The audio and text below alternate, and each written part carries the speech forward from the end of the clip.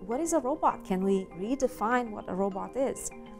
Now, the vast majority of the robots in storybooks and deployed in industry today are inspired by the human form. We have humanoid robots, we have robot arms, we have boxes on wheels. But nature comes in a much wider range of shapes, and so does our built environment. And so an interesting question is, can we turn any shape into a robot? My name is Daniela Rus. I'm a roboticist. I'm a professor of electrical engineering and computer science at MIT. I'm also the director of the Computer Science and Artificial Intelligence Laboratory at MIT. CSAIL has been at the core of advancing technology, of advancing AI, machine learning, robotics, and what they can accomplish since the very beginning. CSAIL researchers were among the pioneers who gathered together to think about what the future of academic studies might look like. And that's when, in 1956, they coined the term artificial intelligence to denote the study of machines with human-like characteristics in how they move in the world, how they learn, how they play games, and how they reason and how they make decisions. And so our researchers have been on a path to advance the intelligence of machines, what machines can do ever since. And as such, at CSAIL, we cover a broad range of activities about AI, machine learning, and robotics. In AI, we are working on understanding what today's technologies can do and making them better. We are working on bringing explainability to deep learning. We are working on a range of applications for deep learning. But we are also working on creating new models for machine learning that are more powerful than the current models that are being deployed today. We are also working on the hardware side and on the brains that enable machines to move in the physical world. So we are advancing robotics by considering how to build new robot bodies, how to build new robot brains, and how to bring the machine and the humans in harmony, how to create better human-machine interactions for machines that adapt to people rather than the other way around. And within each of these areas, we have a lot of faculty and students working to advance what is possible. You can think of our work as going from science fiction. Ah, it's a phone. I'll get it. Morning, George, dear. And then reality. And this is important because while today we all have smartphones and we have computers that help us broadly with number crunching work, in the future, AI, machine learning, and robots will help us with cognitive and physical work. But this means we have to advance the science and engineering of autonomy and the science and engineering of intelligence to create the kind of machines that will be friendly to people, that will be assistive and supportive for people, that will augment people with the tasks that they need help with. In my own research, I'm very excited about building soft robots.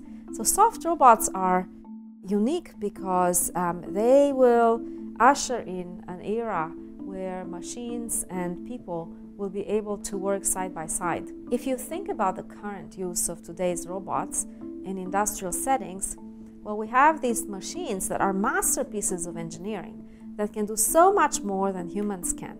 But these machines stay isolated on the factory floor because they're big and heavy and dangerous to be around. What we want is machines that are safer and that can work side by side with people. And I'd like to observe that in nature we have organisms that move in much more fluid ways, much more compliant ways, much more adaptive ways than the grand industrial robots.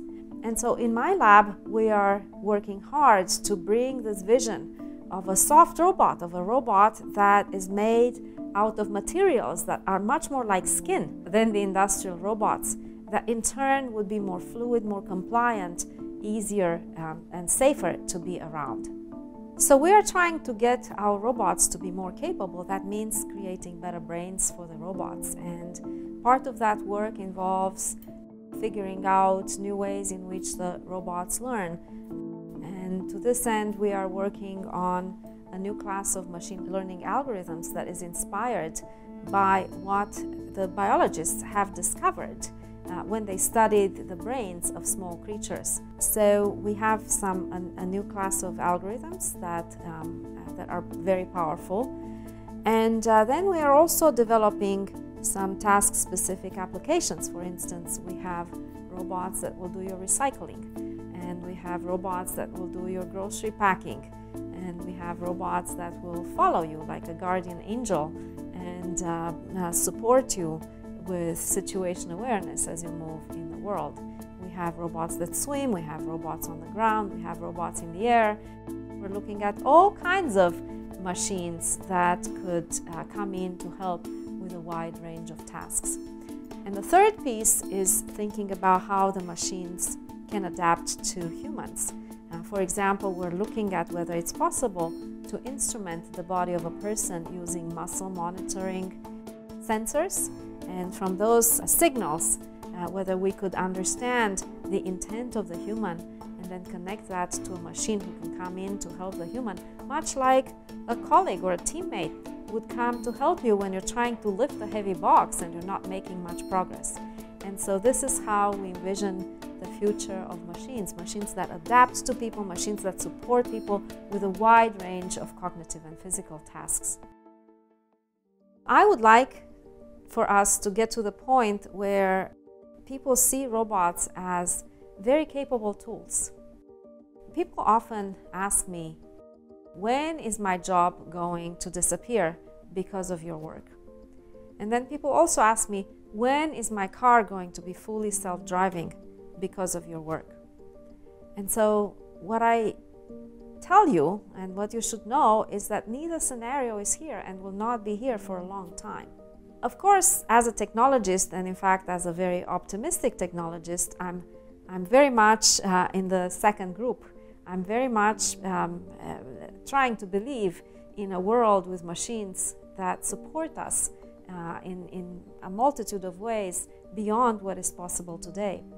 But that doesn't mean that I am not realistic and responsible about the work we do. I think as we go about our work, we really have to be thoughtful and considerate about how our work gets deployed, about the consequences on jobs and on the planet in general. And there are a few things I can say about that. First, robots, AI, machine learning, they're tools. They're extraordinarily capable tools, but like any other tool we have, they're not inherently good or bad. They are what we choose to do with them. And I personally believe that we can choose to do a lot of great things. But that requires that we actually pause to think about what could go wrong.